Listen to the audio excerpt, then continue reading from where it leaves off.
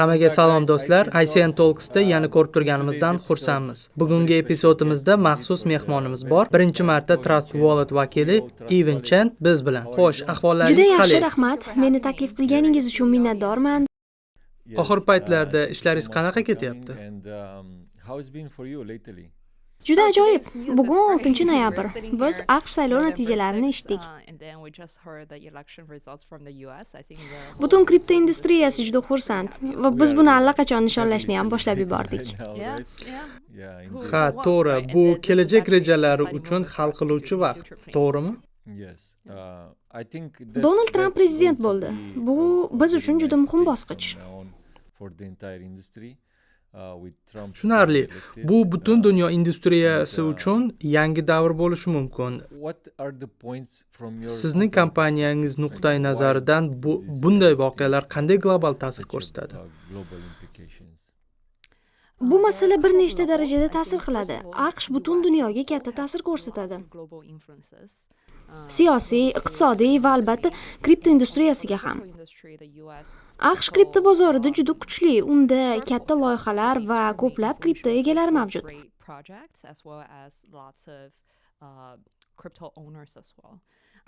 Biz Yaqin Sharqda bo'lsak ham global qonunchilik, innovatsiyalar va investitsiyalar AQSh siyosatiga bog'liq. Or the talents, opportunities are all heavily influenced by what are the directions I think the US is going still. Trump prezident bo'lgani uchun blockchain texnologiyasining kelajagi borasida kuchli va'dalar berdi. For years, I think, and he made a very strong commitment and statements showing that he deeply understands the importance that blockchain as a technology for the US. U blockchainning muhimligini tushunadi, ayniqsa iste'dodli mutaxassislar va kapital investitsiyalar uchun. Uning oilasi ham shaxsan kripto loyihasini yaratish ustida ishlayapti. Bu biz uchun juda ijobiy xabar.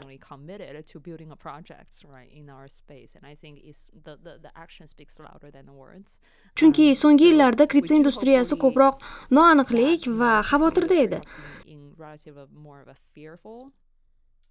Kind of emotions when it comes down to the macro environment movement. Endi esa bu 4 yillik saylov natijasi butun ekotizimga optimistik kayfiyat olib kelyapti.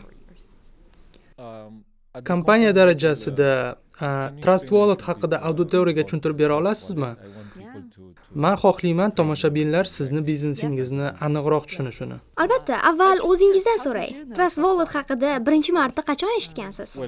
Kripto sanoatida bo'lganim uchun Trust Wallet tokenlarini saqlash uchun eng yaxshi variantlardan biri ekanligini bilaman.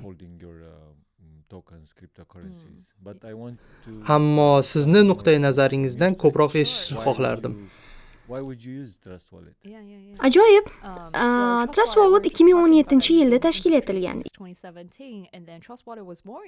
Ya'ni bu yil bizning 7 yillik yubileyimiz. Bugungi kunda biz dunyodagi eng yirik mobil kripto hamyon bo'lib, 150 millionga yaqin global yuklab olishlar soniga ham allaqachon yetdik.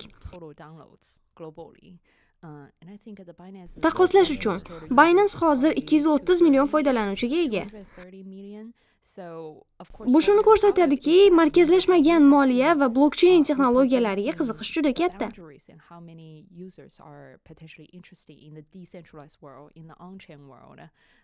2017-yilda kripto hamyonlari asosan murakkab dasturlar edi. Esingizda bo'lsa, kod yozish, brauzer bilan ishlash va ICO tokenlarni boshqarish qiyin edi. Bu juda murakkab jarayon bo'lgan. Biz oddiyroq yechim yaratmoqchi edik, mobil ilova asosida ishlaydigan hamyon. Shunda odamlarga texnologiyani tushuntirish shart bo'lmasdi. Bizning missiyamiz esa kriptodan foydalanishni soddalashtirish, murakkab texnologiyalarni yashirib, oddiy interfeysni yaratish. Odamlarga blockchain texnologiyasini ishonch bilan boshqarishga yordam berish edi. How to simplify the technology behind the scene to give normal people more confidence to navigate through the blockchain and crypto world, so that they can thrive in this larger environment. Aynan shu yo'sinda sizni eng katta raqibingiz kim? Biz raqobatchilar o'rniga hamkorlar deb atashni ma'qul ko'ramiz. Albatta, bu MetaMask bizning asosiy hamkorlarimizdan biri. Ular brauzer kengaytmalari bozorida yetakchi. Biz xavfsizlik, eng yaxshi amaliyotlar va foydalanuvchilarni himoya qilish bo'yicha doim hamkorlik qilamiz.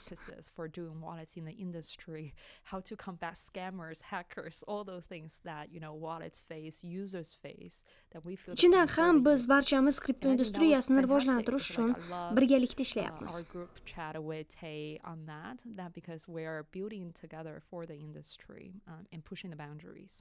Sizni eng katta raqibingiz o'z kompaniyangiz emasmi? Umuman olganda shunday deb hisoblayman. Biz uchun eng katta muammo har doim ichki innovatsiyalar tezligi. Raqobat bizga yangi g'oyalarni tezroq sinab ko'rish imkonini beradi. Competition to be a great thing because especially in a fast growing industry like ours, the challenges lies in you don't get enough resources to do experiments, to find the best solutions to set the industry standards with one company. So the more competition that you can have, it actually means there are more experiments running on the market. Then Lekin biz va MetaMask kabi millionlab foydalanuvchiga ega xizmat provayderlari sifatida qanchalik innovatsion bo'lmasin, katta riskli amaliyotlarni sinab ko'ra olmaymiz. Biroq bizning tez suratda rivojlanayotgan industriyamizda kichikroq, yangi kompaniyalar bizdan ko'ra xavfliroq yondashuvlarni sinab ko'rishadi.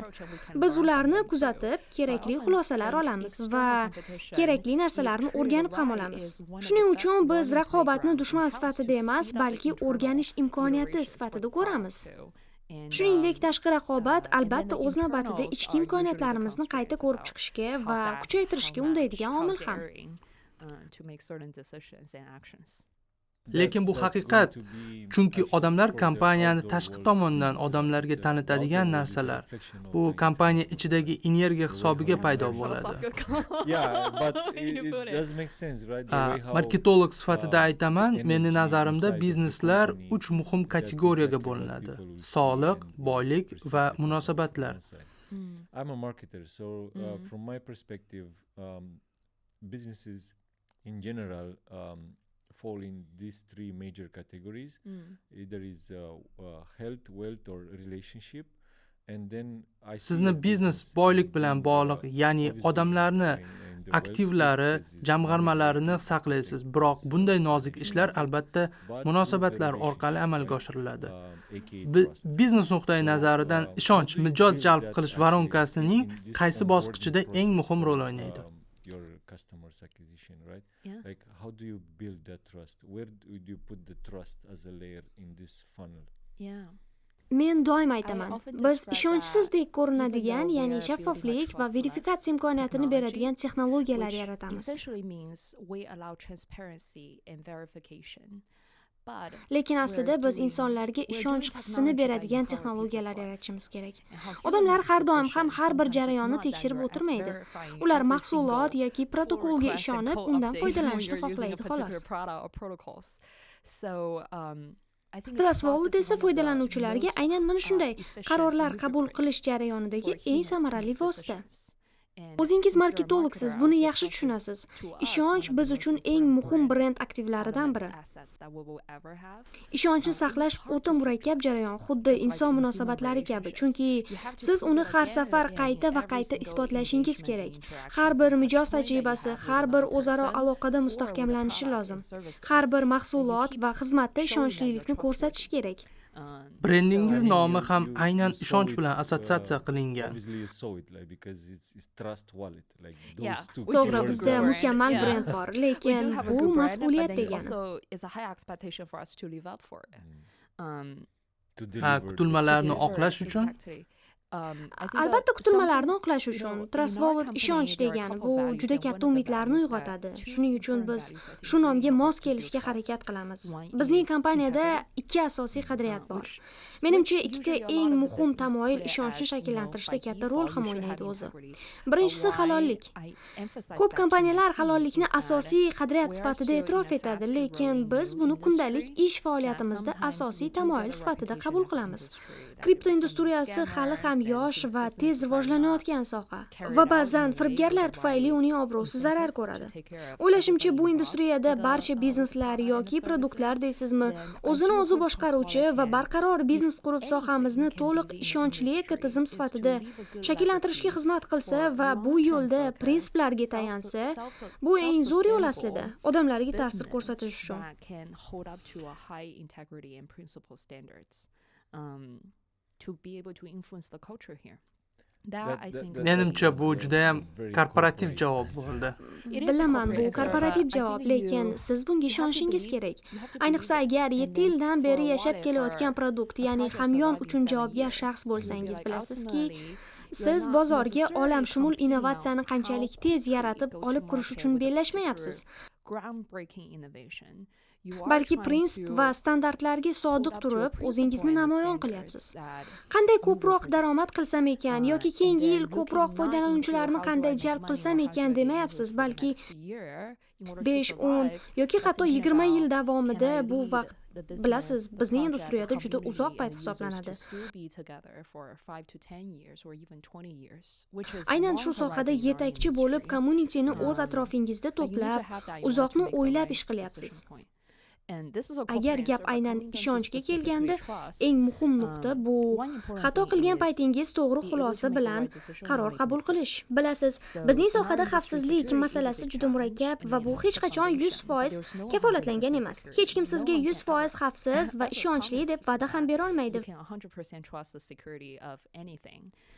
Shuning uchun biz mahsulot yoki xizmatga ishonch bildirayotganimizda nihoyatda ehtiyotkorlik bilan yondashishimiz kerak bo'lgan bir qator detallar bor. O'zim ham xavfsizlik sohasida bo'lganman va tushunaman, xato qilish tabiiy hol. Uni inkor eta olmaymiz, lekin sizning tomoningizdan bo'ladigan xato juda qimmatga tushadi.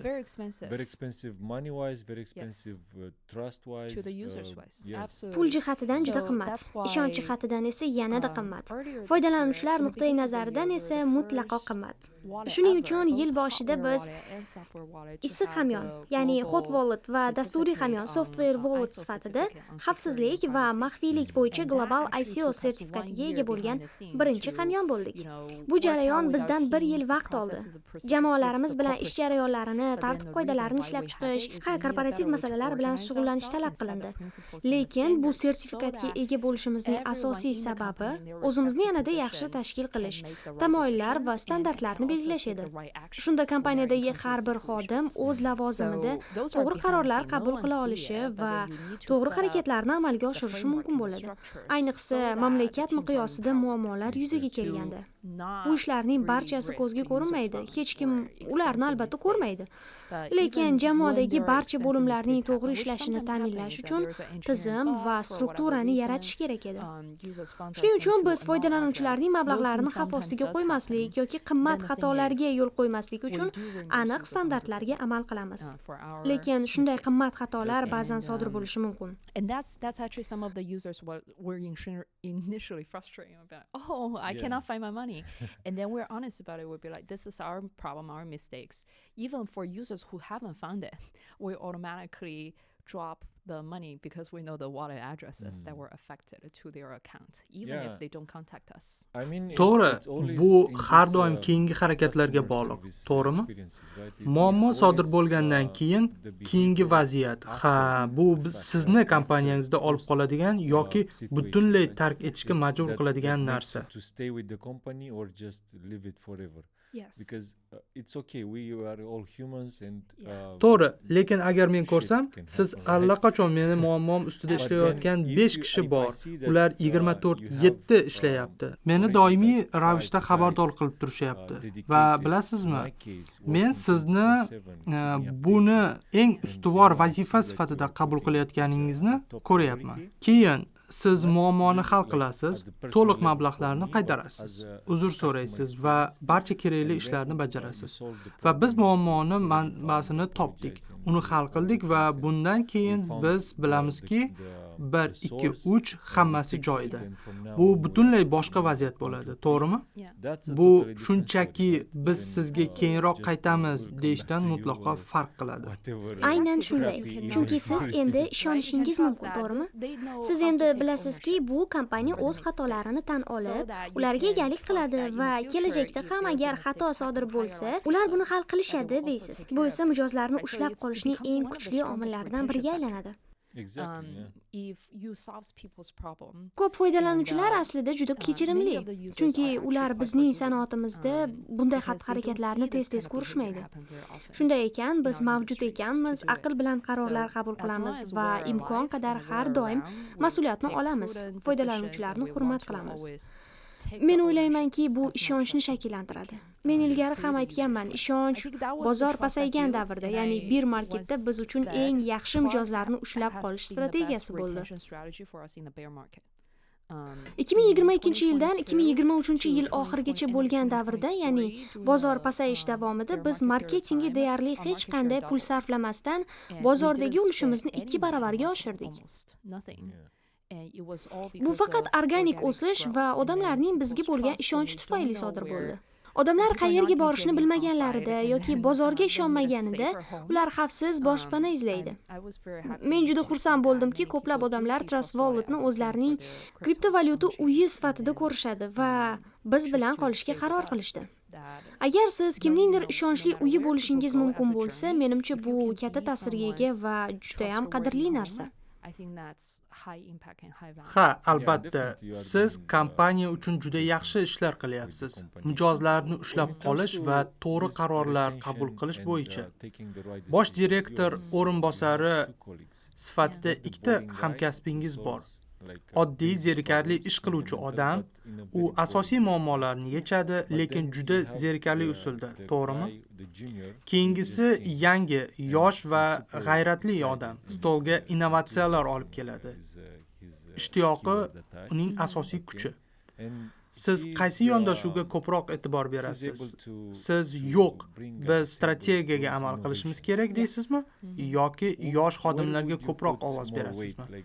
Chunki albatta innovatsiyalar sizni biznesingizda juda xavfli harakat bo'lishi mumkin. The young guys, which obviously the innovation again in your business is highly risky moves, right? Bu haqda o'ylaganimda 2 asosiy omil bor. Birinchisi kompaniya madaniyati. Men doim faol harakat qiluvchi, tashabbus ko'rsatuvchi va o'z ishiga ishtiyoq bilan yondashadigan odamlarni qadrlayman. Ba'zan eng yaxshi qarorlar motivatsiya, ishtiyoq va g'amxo'rlik tufayli qabul qilinadi. Ikkinchisi esa odamlarning iste'dodi va kuchli tomonlari. Har doim ham kimdir mutlaq to'g'ri yoki mutlaq noto'g'ri bo'lishi mumkin emas. Muhimi to'g'ri odamlarni to'g'ri joyga joylashtirish. Agar menga barqarorlik, ishonchlilik va yuqori tajriba kerak bo'lsa, men zerikarli odamni tanlayman. Asosiy shart shundaki, u ishonchli va xatosiz ishlashi kerak. Agar bu chegara buzilmagan, hali sinovdan o'tmagan innovatsiyalar haqida bo'lsa, unda innovatsion yondashuvga ega odamlar eng yaxshi variant bo'ladi. Shunday ekan, oxir-oqibat bu motivatsiya ko'nikmalar va jamoada to'g'ri rol taqsimoti haqida. Men har doim jamoa bir-birini to'ldirishiga harakat qilaman. Bu turdagi odamlar albatta kerak, chunki har bir innovatsiya ham foydali bo'lavermaydi. Ba'zan g'ildirakni qaytadan ixtiro qilishning hojati yo'q, to'g'rimi? Qanchalik ishtiyoqingiz baland bo'lmasin, bunga ehtiyoj bo'lmaydi. Agar allaqachon yaxshi ishlaydigan amaliyotlar mavjud bo'lsa, siz shunchaki barqaror, asosiy jarayonlarni to'g'ri yo'lga qo'yishni istaysiz. Xatolarsiz, aniq bajarilgan holda. Boshqa tomondan esa, agar yo'nalish hali aniq bo'lmasa, tayyor eng yaxshi amaliyotlar mavjud bo'lmasa, shunda insonlar yangi yo'llarni o'rganishni istashadi, noma'lum hududlarga kirib borishni xohlashadi. Ba'zilar esa kelajakda ishonchliroq ishlash uchun hozir innovatsiyalar bilan dangasa bo'lishni tanlaydi. Ya'ni hozir kuch sarflab, keyinchalik jarayonlarni soddalashtirishni maqsad qiladi. Menimcha, bunday odamlar yangi g'oyalar sinovdan o'tkazilayotgan holatlar uchun eng mos keladigan kadrlar. Oxir-oqibat bu to'g'ri odamlarni to'g'ri motivatsiya, ko'nikmalar va rollarga joylashtirish haqida bo'lib qolaveradi. Jamoa bir-birini to'ldirishi kerak. Bu esa mening boshqaruv yondashuvim. Siz you bosh direktor as, o'rinbosari as a sifatida CEO, ishlaysiz, right? lekin But, men biroz boshqa mavzuga I want to o'tmoqchiman. enter a little bit Kechqurun on this ish part, tugagandan keyin uyga behind this qaytganingizda front-end bu product as a biznesda CEO, eng right? katta When you go qoniqish back siz home, uchun nimada? what's your Shunday like, damlar borki, siz biggest ha bu fulfillment juda ajoyib, men o'z ishimni mamnunman deb from the o'ylaysizmi? entire this business landscape? When you go back, you see, oh, that's very, very nice. I just feel so Yeah. happy.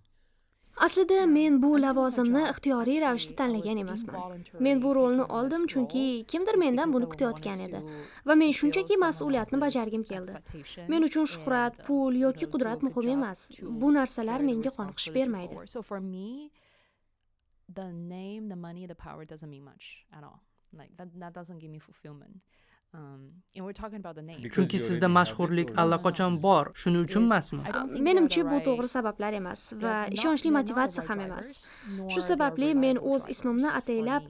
Ayn deb tanlaganman. And, Bu uzuklar I hukmdoridan intentionally chose my olingan. name, Aowen. That was from Biz the bu Lord of haqida the Rings. We avvalroq touched about it suhbatlashgandik. briefly Ba'zan when ommaga Yes, chiqish yes. chiroyli ko'rinadi, yaxshi it was ish an kabi tuyuladi, intentional lekin decision. safarlar, Because sayohatlar, e'tibor, ha like ular coming jozibador out bo'lishi here mumkin, publicly, lekin sometimes people tashqaridan feel, "Oh, ko'ringan you got narsa such har a doim ham great haqiqat job, emas. flat, Men uchun you know, Ayn ismi har safar spotlights, aytilganda and then eslatma everything bo'lishi seems to be kerak. glorious." Uzuklar hukmdorida But uzukni it's manzilga traveling. olib borish It can be- vazifasi yeah, kimga it can be topshirildi? tempting, Kim a eng lot kam kuch with va all the qudrat things that you istagan see bo'lsa, from the o'sha odam outside bu as if vazifani this is uddaladi. supposed to be your true Agar worth, siz haqiqiy or missiyani it amalga becomes- oshirmoqchi looks bo'lsangiz, like this is a good yo'lingizdagi life and ortiqcha you can go. narsalarni xohlamasligingiz What I kerak. want Aynan the shu name Ayn Aowen, every xarakterining time people call me falsafasi. to remind me U of is an'analarni buzadi, the, lekin oxirida you know, o'zini from the Lord qurbon of the qiladi. Rings, the one that can Menimcha, turn the ring ayniqsa kripto to sanoati the va Web destination 3 ni is the qurishda one that biz carries haqiqiy markazsizlashtirish the haqida power that o'ylashimiz the ring kerak. brings the Agar least. bu haqiqatdan ham markazsiz So, bo'lsa, you- siz if you oxir want to oqibat achieve yo'q a bo'lishingiz mission, kerak, to'g'rimi? you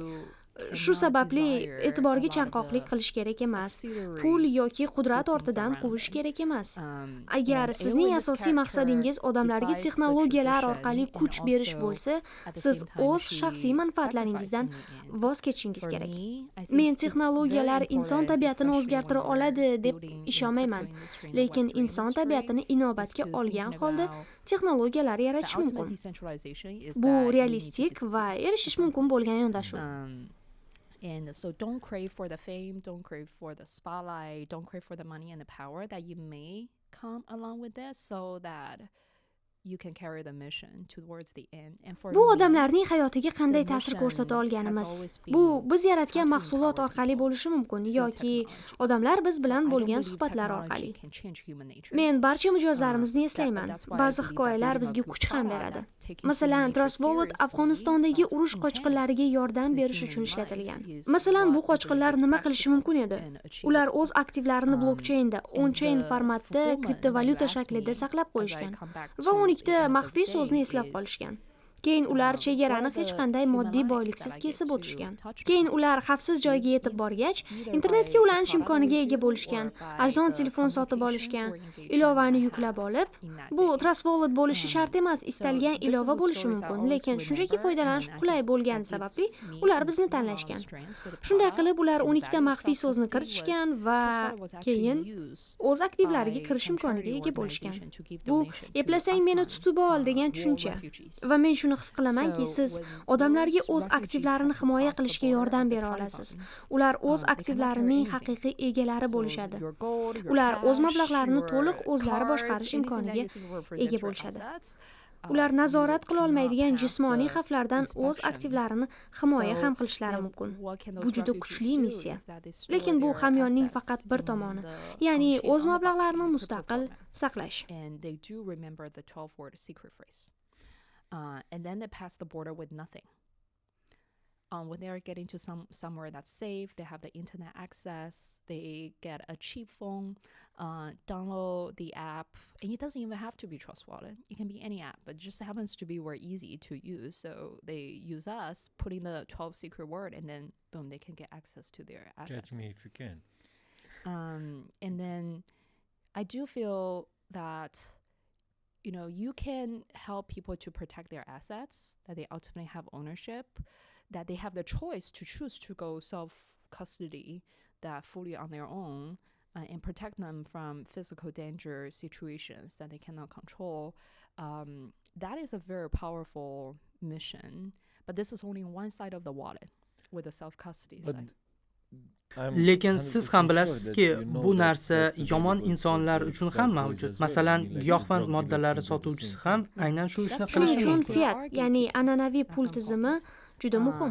Va menimcha, markazlashgan tashkilotlar fiat bilan ishlashda, yaxshi shluzlarni yaratishda va muvofiqlik talablarini bajarishda muhim rol o'ynaydi. Masalan, yaqinda bir do'stim firibgarga aldandi. Men unga qanday yordam bera oldim? Men ko'rdimki, pulni firibgar qandaydir yo'l bilan yechib olishi kerak. Bu esa fiat kanallari orqali amalga oshirilishi kerak edi. Men unga aytdim, politsiyaga bor, huquqni muhofaza qiluvchi organlarga murojaat qil, suddan qonuniy buyruq ol. Markazlashgan tashkilotlar firibgarlarning mablag'larini muzlatishga yordam beradi. Shundan keyin unda o'z pulini qaytarib olishga umid paydo bo'ldi. Menimcha, butun dunyo turli vaziyatlarga moslashish uchun markazlashgan va markazlashmagan elementlarning kombinatsiyasiga ehtiyoj sezadi.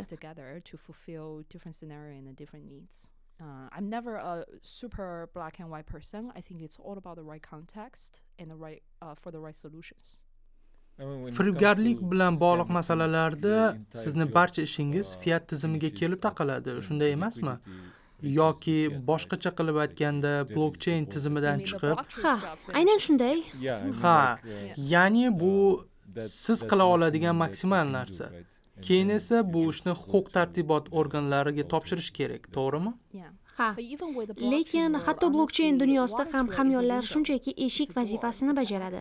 Ba'zan foydalanuvchilar hamyonni bank kabi ko'radi. Ya'ni hamyon aktivlarini boshqarishi, hisoblarni muzlatib qo'yishi yoki pul harakatlarini kuzatishi kerak deb o'ylashadi. Lekin biz bunday qila olmaymiz. Shuning uchun biz doim mijozga qanday qiymat berayotganimizni anglashimiz kerak. Biz foydalanuvchining butun blockchain sayohati davomida qanday rol o'ynashimizni tushunishi va bu rolni to'liq bajarishimiz kerak. Biz iloji boricha ko'proq yordam bera olishga intilamiz. Lekin o'z cheklovlarimizni ham bilishimiz zarur. Ba'zi sohalar bor, biz ularning bir qismi emasmiz va bo'lmaymiz ham. Masalan, biz markazlashmagan birja, DEX qurmaymiz. Biz DEX biznesi emasligimizni bilamiz. Biz kriptovalyuta kriminalistikasi bilan shug'ullanmaymiz. Shuning uchun biz o'z qadriyatlarimizni anglashimiz va aniq bir yo'nalishga e'tibor qaratishimiz muhim.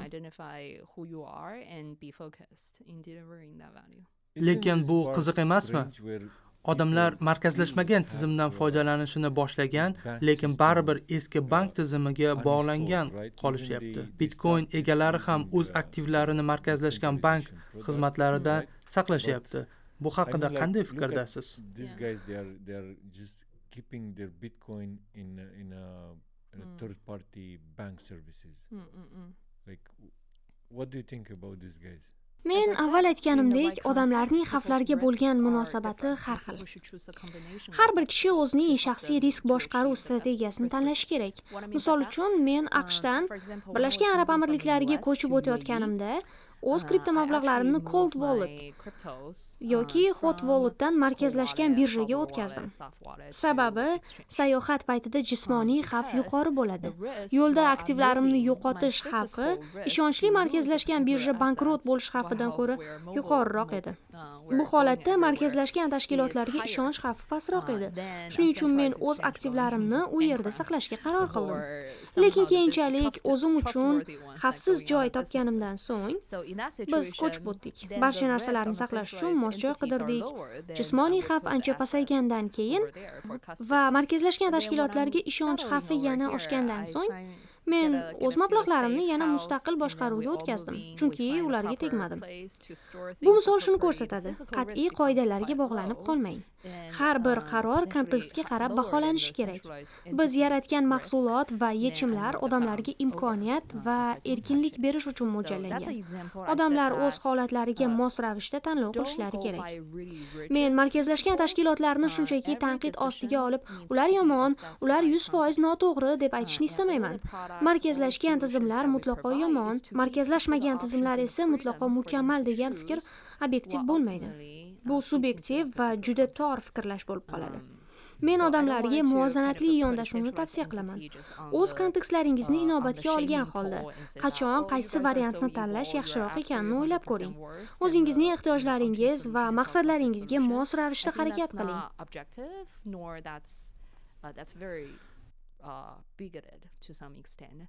So that will be how I usually suggest other people, to have a balanced view, considering their own context, be smart about when to pull what options that fits their purposes the most.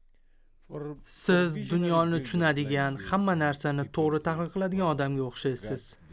Shunday ekan, nega o'z biznesingizni boshlamaysizlar? Masalan, Trust Wallet siz uchun qadriyat va tamoyillar jihatidan to'g'ri joy bo'lishi mumkin, lekin siz avval shaxsiy qoniqish haqida gapirgandingiz. Shunday ekan, bu sizni keyingi bosqichdagi maqsadingiz bo'lishi mumkinmi? In the right direction with them, but because you mentioned earlier this part with this fulfillment, personal fulfillment, would you consider that as a further move for you as a person? Agar men kompaniya yoki jamg'arma ochadigan bo'lsam, sizga albatta xabar beraman. Men ish faoliyatim davomida juda qiziqarli yo'lni bosib o'tdim, lekin oxir-oqibat men ham oddiy xodimman, to'g'rimi? Ha, to'g'ri. You are still an employee, right? Yes. Men har doim shunga ishonamanki, Xudo inson hayotini bosqichma-bosqich yo'naltiradi. Men hech qachon kelajakda 3 qadam oldinga qanday harakat qilaman, men aynan mana shu yo'nalishda bo'lishim kerak deb rejalar tuzmayman. Men Xudo meni kelajakda yetaklashiga ishonaman. Shuning uchun menga berilgan hozirgi imkoniyatdan maksimal foydalanishga harakat qilaman. Men Xudoning meni bu joyga nima uchun qo'yganini tushunishga harakat qilaman va atrofimdagi odamlarga eng katta foyda berish ustida ishlayman. Men kripto sanoatiga qanday kirdim? Siz 2017-yilda kirgansiz. Men esa 2018-yilda kirdim. Lekin 2017-yilda San Fransiskoda yashaganman. O'sha paytda shahardagi har ikkinchi odam kriptovalyuta haqida gapirardi. Bu sotuvga chiqarilgan aksiyalarni xuddi supermarketda xarid qilgandek tuyulardi. Men har doim boshqalar hamma narsani ijobiy qabul qilayotgan paytda nihoyatda ehtiyotkor bo'laman. Agar hamma shov-shuv qilayotgan bo'lsa, men ortiqcha emotsiyalarni chetga surib, haqiqatni izlashga harakat qilaman. Shuning uchun men kripto bozorining 2018-yilda qulashini kutdim. Hamma tushkunlikda edi. Ko'pchilik bozordan chiqib ketdi. Hech kim endi kriptoga qiziqmay ham qoldi. Ana shunda men o'yladim. Endi aniq nimadir jiddiy narsa bor yoki yo'qligini tushunish vaqti keldi deb. Men har doim odamlarning hayotini yaxshilashi mumkin bo'lgan texnologiyalar haqida qayg'urganman. Shuning uchun ikkita yo'nalish bo'yicha o'yladim. Birinchisi blockchain, ikkinchisi sun'iy intellekt. Blockchain g'oyaviy jihatdan menga yaqinroq bo'ldi, chunki u oddiy odamlarga ko'proq kuch berishi mumkin. AI esa to'g'ri ishlashi uchun juda katta kapital, hisoblash quvvati, ma'lumotlar va energiya talab qiladi. Shuning uchun bu oddiy odamlar uchun emas, balki yirik kompaniyalar va kuchli davlatlar o'yini bo'lib qoladi. Bigger company, superpower type of game. But how to break into the crypto or blockchain space was completely serendipity. It was the Siz kripto sanoatiga qanday kirdingiz? Qachon Xudo sizga bu yo'nalishga kirishingiz kerakligini ko'rsatdi? Mana shu yerda ajoyib tasodif rol o'ynadi. Mening do'stlarimdan biri Binance Labs'ning birinchi bosh direktori edi. Bir kuni u meni kvartiramga ikkita ayolni olib keldi. Ularning biri Binance ham muassisi edi, lekin u o'sha paytda ingliz tilini umuman tushunmas edi. Deyarli. Biz shunchaki suhbatlashdik. Ertasi kuni qahva ichishga chiqdik, lekin bu oddiy qahva emasdi. Biz naqd 10 soat davomida suhbatlashdik. U menga hammasini ochiq aytib berdi. O'sha paytda Binance endigina 1 yoshga to'lgan edi. Bu qora ot edi, kichik, lekin tez o'sayotgan kompaniya. Ular juda ko'p qiyinchiliklarga duch kelishgandi va u menga yordam kerak, yordam bera olasizmi dedi. O'sha lahzada, demak, bu menga ko'rsatilgan yo'l ekanini his qildim. Lekin meni 30% kamroq maosh evaziga ishga olishdi. Albatta bu juda katta farq edi. Bu mening oldingi maoshimga nisbatan ancha past. Shunga qaramay, men Xudoning irodasiga ishonib Binance'ga qo'shildim. Men uning shaxsiy yordamchisi bo'ldim. Shunday qilib, chiqarish bo'yicha bosh menejer edim. Lekin bu yerda men qiladigan ishlar shunchaki uning to'lovlarini vaqtida to'lash, uni mashinada olib yurish, u uchun ingliz tili darslarini topishga yordam berish, ba'zida tarjimonlik qilish, jamoalarni boshqarishda yordam berish edi. Qaysi ish unga qiymat berishi mumkin bo'lsa, men hammasini qildim. Va menimcha aynan shu eshik menga yo'l ochib berdi. Men undan juda ko'p narsalarni o'rgandim. Siz marketing haqida so'radingiz. Menimcha Binance dunyodagi eng yaxshi marketing strategiyalaridan biriga ega. Ular jamoani pastdan yuqoriga qarab qurishadi, yuqoridan pastga emas. Ular juda kuchli global brend yaratishdi. Ular jamoaga sodiq bo'lgan kult auditoriyasini shakllantirdi. Va men bularning barchasiga guvoh bo'lish uchun juda omadli edim. Men 2018-yildan 2022-yilgacha Binance'ning o'sishini shaxsan kuzatdim. Va oxir-oqibat butun Binance marketing jamoasini boshqarishgacha yetib keldim. Leading the entire Binance marketing team before I left Binance was because I just keep focusing Lekin on how men to deliver keyin value. Binance'ni tark etdim. Sababi men doim o'zimga bir savol berardim. Men bu yerda qanday qiymat yetkazyapman? Men o'zimga qanday maqsad qo'ygandim? Bullrun davrining oxiri edi o'sha paytlar, 2022-yil. O'sha paytda marketing faqat mana shulardan iborat bo'lib qolgandi. Bu futbol yulduzi bilan hamkorlik qildikmi? Falon stadionning nomini sotib oldikmi? Millionlab dollarli shartnomalar qilyapmizmi? But I did hit a little bit confusion point and plateau in 2022. That was the last Ha, buni rad etmayman. Bu juda qiziq va hayajonli jarayon edi. Men ko'plab an'anaviy marketing va brend hamkorlik bo'yicha tajriba oldim. Bu juda katta shartnomalar edi. 16 million, 100 million dollarlik kelishuvlar. Lekin men nima uchun bu sohani tanlaganimni unutib qo'yayotgandek edim. Blockchain odamlarni kuchliroq qilish uchun imkoniyat berishi kerak edi. Va keyin hayot yana menga kutilmagan burilish berdi. Men Trust Wallet asoschisi Viktor bilan tanishib qolgan edim. Trust Wallet 2018-yilda Binance tomonidan sotib olingan. Biz bir vaqtning o'zida Binance ekosistemiga qo'shilgan edik. Viktor menga aytdi: "Men mahsulot muhandisligidan tashqari hech narsa qilishni xohlamayman. Barcha operatsion ishlar bilan shug'ullanish uchun menga kimdir kerak." U ajoyib inson, ham qadriyatlar, ham mahsulot muhandisligi jihatdan. Va men shunchaki u bilan ishlashni xohladim. Menga lavozim ham muhim emasdi. Men nima qilishimdan qat'iy nazar unga yordam bermoqchi edim. Shunday qilib Transvolutga ham qo'shildim. The product engineering perspective, I just wanted to work with him. I don't care about title, I don't care about what I do. I'm just like, yeah, I wanted to help you out for whatever that you want to do. So that's how I joined Trust Wallet. Siz biznes muhitida shunday odamlarni uchratishingiz mumkinki, u ishiga 100% berilmagan, lekin hayotda juda ko'p shaxsiy muammolari bor. Xudo uni shu joyga qo'ydi deb hisoblash mumkin. Agar siz uni ishdan bo'shatsangiz, u juda qiyin ahvolga tushib qolishi mumkin. Lekin biznes nuqtai nazaridan qaraganda, siz bilasizki, u ishini bajara olmayapti. Siz qanday qaror qabul qilasiz? Bu eng qiyin qarorlardan biri. Siz bir vaqtning o'zida biznes va inson oldidagi mas'uliyatni his qilishingiz kerak. Men bunday odam bilan suhbatlashgan bo'lardim. Uning ehtiyojlari va vaziyati haqida so'rardim. Agar yordam bera olsam, qanday yordam bera olishimni aniqlardim. Shaxsan men yordam bera olamanmi yoki kompaniya doirasida yordam bera olamizmi? Buni tushunishga harakat qilaman. Agar kimdir shaxsiy muammolar tufayli ishda samarali bo'la olmasa, men ularga birinchi navbatda yordam berishga harakat qilaman. U dam olishga muhtojmi? U shaxsiy muammolarni hal qilish uchun vaqt kerak deb o'ylayaptimi? Bularning hammasi insonning og'ir holatini yengillashtirishga yordam berishi mumkin. Lekin men kompaniyada uning natijalariga nisbatan obyektiv bo'lishim kerak. Shuning uchun unga aytaman: "Sizning natijalaringiz yetarli darajada emas. Sizga imkoniyat bermoqchiman. Bu faqat shaxsiy muammolar tufaylimi? Agar shunday bo'lsa, boring, shaxsiy masalalaringizni hal qiling, keyin qaytib keling. Yoki balki bu ish endi siz uchun mos kelmayotgandir."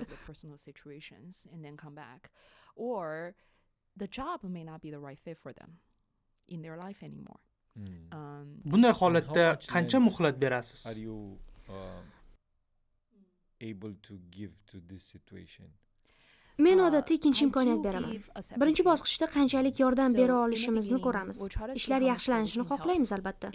Lekin agar hech qanday yaxshilanish bo'lmasa va barcha imkoniyatlar berilgan bo'lsa, men kompaniya oldidagi mas'uliyatimni anglashim kerak va bu joy siz uchun mos emas ekan deb aytishim kerak.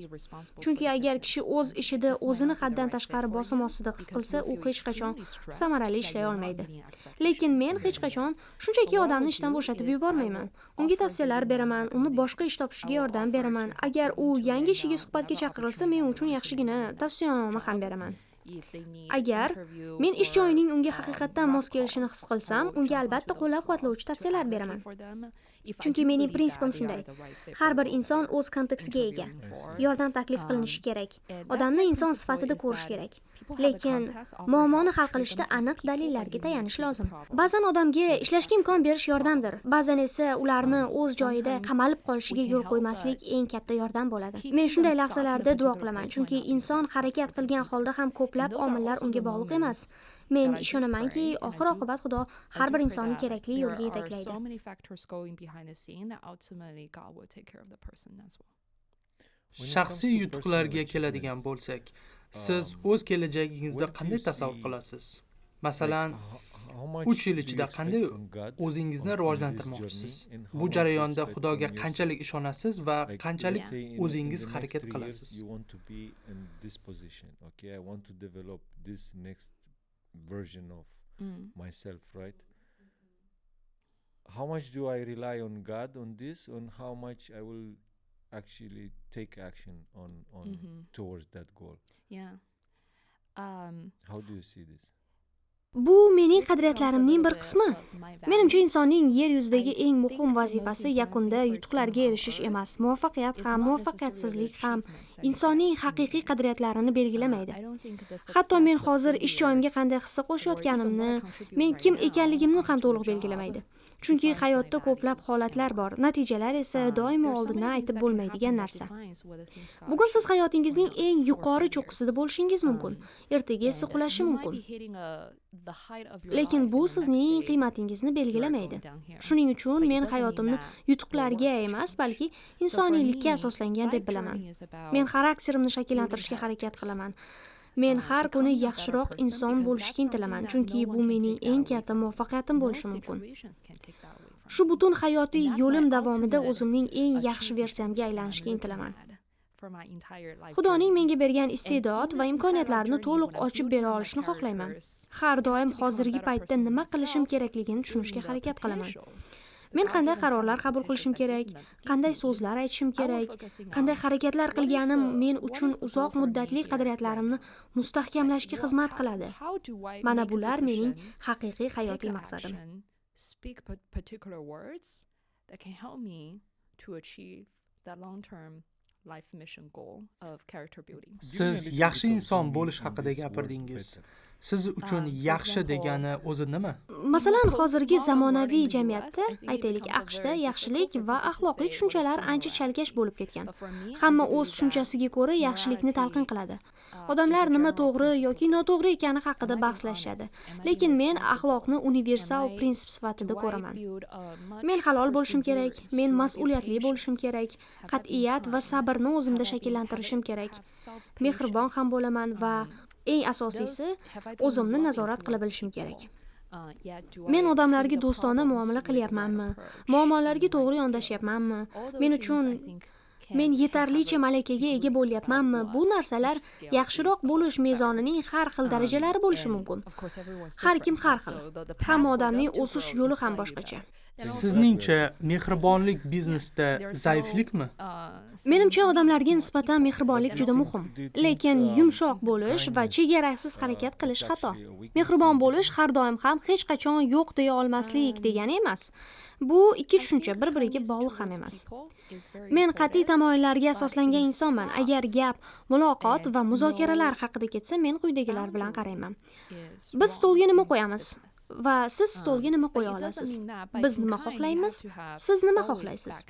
Adolat, kelishuv qanday bo'lishi kerak? Men bu jarayonda mehribon bo'lishim mumkin. Kelishuv qanday hal qilinishini e'tiborga olishim mumkin. Sherikning manfaatlarini ham inobatga olishim mumkin. Faqat o'zim uchun barcha foydani olishga emas, balki ikki tomon ham yutadigan strategiyaga harakat qilaman. Aks holda bu nol summa o'yini bo'lib qoladi. Men hamma narsani olib qo'yaman, sherik esa siqib chiqariladi va oxirida men kelishuvda yutdim deb o'ylashim mumkin. Lekin uzoq muddatda agar mehribonlik bo'lmasa, baribir yo'qotish bo'ladi. Chunki qarama-qarshi tomonda ham insonlar bor. Ularning ham o'z mas'uliyatlari bor. Agar faqat o'zimni o'ylasam, bu uzoq muddatda muvaffaqiyat keltirmaydi. Being kind means having win-win situations and building a relationship in the process that can flourish in the longer term, rather than this is a zero-sum game. I'm taking so much on the table, squeezing you out, and then that will, even though that might be seen as, oh, you win on this deal, but without that kindness and that vision for a more long term and caring that this is a people behind the other scene, then they have their responsibilities to fulfill. It's not going to win in the longer term either. Yeah. If that makes sense from a business and kind perspective. Sizningcha biznes nuqtai nazaridan eng muhimi nima? Natijami yoki shart-sharoitlarmi? I mean, when it comes to negotiations, right? The end result or the conditions? Bu vaziyatga bog'liq. Masalan, shart-sharoitlar natijadan muhimroq bo'lishi mumkin. Ba'zi tijoriy kelishuvlar muayyan vaziyatni chuqur tahlil qilishni talab qiladi. Natija emas, balki qanday kelishuvlarga erishish muhimroq bo'ladi. Shuning uchun bu doimiy tamoyil emas. Biz mijozga nimani taklif qilamiz? Ishonch, xavfsizlik, o'z aktivlari ustidan nazorat. Mijoz shunday natija istaydi. Lekin bu natijaga erishish uchun biz qoidalar o'rnatishimiz kerak. Siz qancha to'lashingiz kerak? Qaysi bosqichlardan o'tish kerak? Men mijozga oxirgi natijani kafolatlayman. Lekin shu natijaga erishish uchun turli shartlarni qo'yamiz.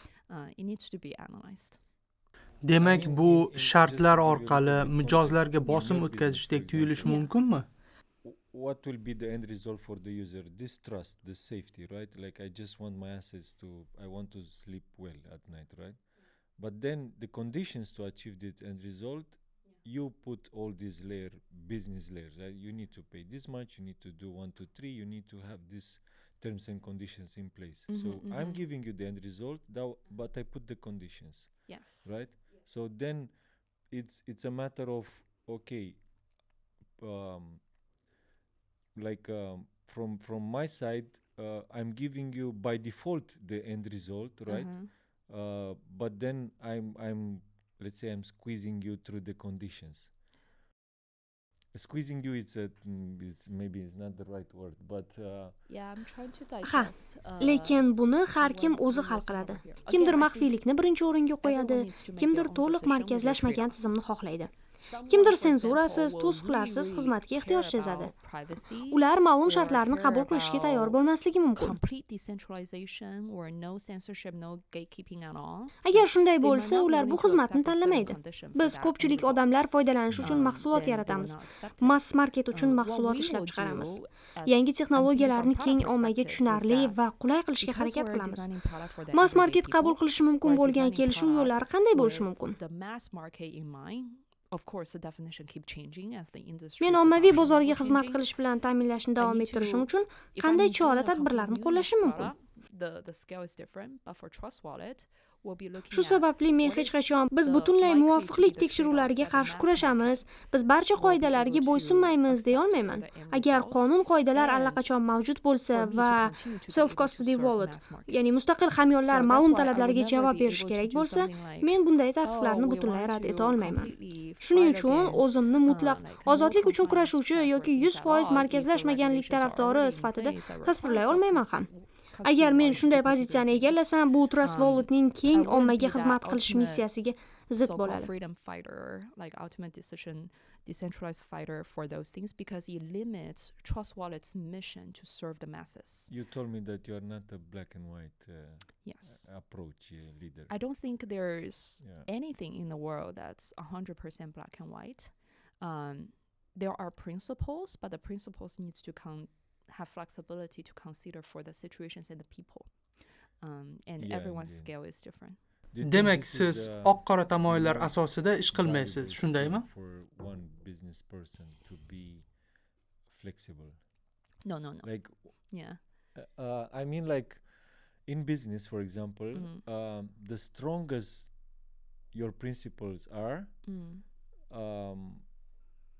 like you might be too strict, and you are kind of limit yourself, right? That's why it's a scale. That's Ha, why it's a menimcha dunyoda hech narsa 100% qora yoki oq emas. Tamoyillar bor, lekin ular moslashuvchan bo'lishi kerak. Har bir vaziyat alohida ko'rib chiqilishi kerak. Har bir insonning hayot tarzi ham har xil. Then you don't have the culture or the values limits that defines who you are, your business, your brand, your product. So I think it's very important for the decision maker and the decision making framework to have the principles, but then allowing the grace in situations to consider for flexibilities. And that's always hard. That's why decision making is never a science. That's why computer can never 100% do human decision making for all human context. But that's why leaders are leaders, and then decision owners are decision That owners. makes the difference. Yes. Sizningcha, Had moments in your life when you moslashuvchanlik came up biznesdagi with that? eng qimmatbaho ko'nikmalardan biri emasmi? Yo'q, I menimcha was bu an eng qimmat atheist. ko'nikma You emas. felt Qat'iy how- tamoyillarga Yeah, I ega was bo'lish atheist. sizni I only cheklashi became mumkin. Christian when I was Agar juda 23. qattiqqo'l bo'lsangiz, o'z imkoniyatlaringizni the- o'zingiz cheklab qo'yishingiz mumkin. I think the Lekin most tamoyilsiz important thing biznes for ham me- bo'lishi mumkin emas. Agar biznesda I do aniq think tamoyillar God gave me bo'lmasa, lots odamlar of qanday qaror qabul talents, qilish kerakligini tushunmaydi. um, Bunday biznesda hech qanday and sometimes madaniyat yoki with qadriyatlar people ham who've been bo'lmaydi. smart and with a lots of Bu biznes, talents, brend va it's mahsulotni very easy to belgilab do beradigan eng muhim And omillardan one of biri. the most important Shuning things uchun for qaror qabul me, qiluvchilar aniq in tamoyillarga my ega experience bo'lishi with kerak. God is- Lekin and ayni with paytda ular achievements, har bir with end vaziyatni results, alohida with ko'rib all the chiqishi things va is to be moslashuvchan ham able bo'lishi to, kerak. Bu esa doimiy qiyinchilik be humble. tug'diradi. um, Shuning uchun qaror and be qabul qilish humble in ilm the way emas. knowing Shuning uchun that kompyuter hech I don't qachon know all 100% things, no insoniy matter how qarorlarni much I qabul try. qila olmaydi. I don't control Shuning uchun all yetakchilar situations, yetakchi no matter bo'lishadi. how much I Shuning try uchun to qaror be egasi empowered o'z to vazifasini control. bajarishi kerak. And there are certain mysteries when it comes down to knowledge, when it comes down to results and achievements, is beyond human comprehension. So if I happen to be having the grace and the opportunity to glimpse either knowledge or wisdoms or maturity or achievements at a certain level, that's a grace for me. And those are some though the patience allows me to persevere through in difficult times that I previously was very frustrated with God and said that why don't you let things happen, why don't you protect these people, why is there injustice everywhere. I think the quality over here is that you have to be, for me, being humble and know thy limits but still persevere through for the best is, as a human being, then what we can do and can have a much healthy relationship with God and with the world that we are around. Let's Sizning imagine a hayotingizda situation where Xudodan norozi bo'lgan you want paytlaringiz something, bo'lganmi? but like from your core level, right, from the deepest point of your heart, Yeah. you want that thing to happen, Yeah. and then you do absolutely everything for it Yeah. with your values, with your all your core Ha, albatta, men principles ilgari attached. ateist edim. And Yo'g'i, rostdanmi? Yeah. Ha, men faqat 23 yoshimda nasroniy bo'ldim. Menimcha Xudo Know menga thy juda ko'p limits istedod that bergan. I don't Lekin control ko'p the end istedodga ega results. bo'lgan odamlarning I do eng my katta best, xavfi and throughout the bu process, mag'rurlik. I train my Xudoga bo'lgan character. munosabatimda men train uchun my eng skills muhim set. narsa kamtarlik. And one of the Chunki important things with the hech kim character hamma is narsani bila faith. olmaydi. Qancha Do I have urinmay, faith hamma narsani that nazorat ultimately qila all olmaymiz ham. things will work Ba'zi narsalar bor, for the good, ular inson even though I tushunchasidan don't tashqarida. understand it. Bilim, natijalar, Even though I muvaffaqiyat. see Agar men and ulardan bir could be qismini very, ko'rish imkoniga why does ega war bo'lsam, happen? bu Why is menga there berilgan hunger? inoyat. Why do human Odamlar beings ba'zan cannot Xudodan just shunday improve on so'raydi. their Nega greediness sen bunga level? yo'l qo'yding? Nega Right, and odamlarni why do himoya people qilmading? still Nega crave adolatsizlik for shunchalik our ko'p? hunger that Men ham has shu all those savollarni miseries berganman, to it? lekin shuni tushundimki, inson uchun as I said, eng those muhim are- narsa that's- kamtarlik that's why va human nature o'z doesn't chegaralarini bilish. change. Siz hamma And narsani that's the nazorat qila reality. olmaysiz, lekin When siz the hali ham yaxshilik desire qilishga for the intilishingiz beautiful mumkin. things, the Bu good esa things, which we Xudo always bilan inspire sog'lom us, munosabatda bo'lishga but yordam then beradi. we need to know the reality and be practical about it and be humble and leave God to what God can do and we do what we can do. Faraz Do you qiling, think siz bir you narsani need juda qattiq God istaysiz. more than Bu God istak needs you? qalbingizni tubidan keladi. Siz hamma narsani qilasiz. Menimcha mana shu joyda kamtarlik namoyon And, bo'ladi. um, Chunki men natijani doesn't nazorat qila really- olmayman. Men Why- bor why kuchim do I bilan think God harakat would qilaman. need Bu me jarayonda in this xarakterim purpose? shakllanadi. I Bu need esa God is men uchun eng because katta I yutuq. experienced Ko'nikmalar God's to'plami va presence xarakter that bilan bog'liq completely muhim transformed jihatlardan biri who bu I am iymon. as a Men person, my ishonamanmi? characters, my Men uchun beings, barcha narsalar and oxirida that yaxshilik tomonga betterness o'zgaradimi? that we kind of talked Garchi men about uni of being a tushunmasam better ham, garchi men state, uni a hozir better ko'rmasam human, ham. Of course I want that and I hope for that and I need God to help me for it. Yes, Sizningcha absolutely, but siz Xudoga after ko'proq that, muhtojmisiz yoki there is Xudo a sizga? fulfillment from his side, because once you became from a black dot, a white dot, right, as a light, Yeah. to put it like that, then you have to be part of something. You have to this entire journey from black to white. It should have a sort of contribution to something, Maybe and Yeah. maybe that something belongs to him.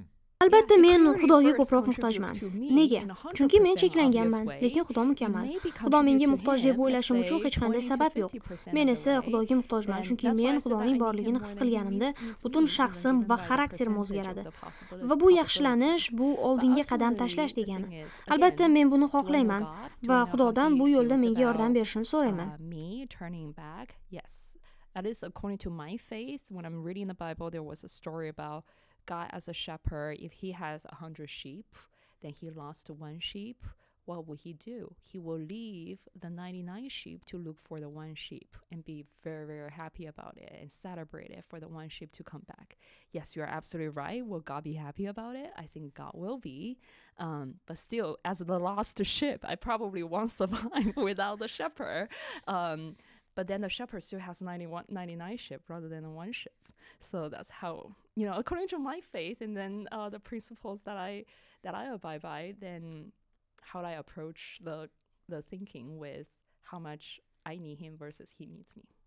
Ammo shundan so'ng bu jarayon Xudoga ham o'ziga xos qoniqish olib keladimi? Chunki siz qorong'u nuqtadan yorug'likka aylanasiz va Thank you. Bu albatta avval menga 100% foyda keltiradi. Ehtimol men Xudoga 20-50% hissamni qo'sharman. Shuning uchun men Xudoga ko'proq muhtojman. U esa menga kamroq. Lekin yana bir bor o'ylab ko'rsam, men Xudoni bilamanmi? Xudo meni tark etishimga qanday munosabatda bo'lishini bilamanmi? Mening e'tiqodimga ko'ra bir voqea bor. Xudo cho'pon sifatida tasvirlanadi. Uning 100 ta qo'yi bor. Biroq ularning biri yo'qolib qolsa, u nima qiladi? U 99 ta qo'yni qoldirib, bitta yo'qolgan qo'yni izlab ketadi. U topilganda juda xursand bo'ladi va uni nishonlaydi. Shuning uchun Xudo quvonadimi? Ha, menimcha Xudo quvonadi, lekin yo'qolgan qo'y o'zi cho'ponsiz omon qolishi mumkin emas. Cho'ponda esa baribir 99 ta qo'y bor. But it's also important what kind of people we become in the process. So don't be a scammer.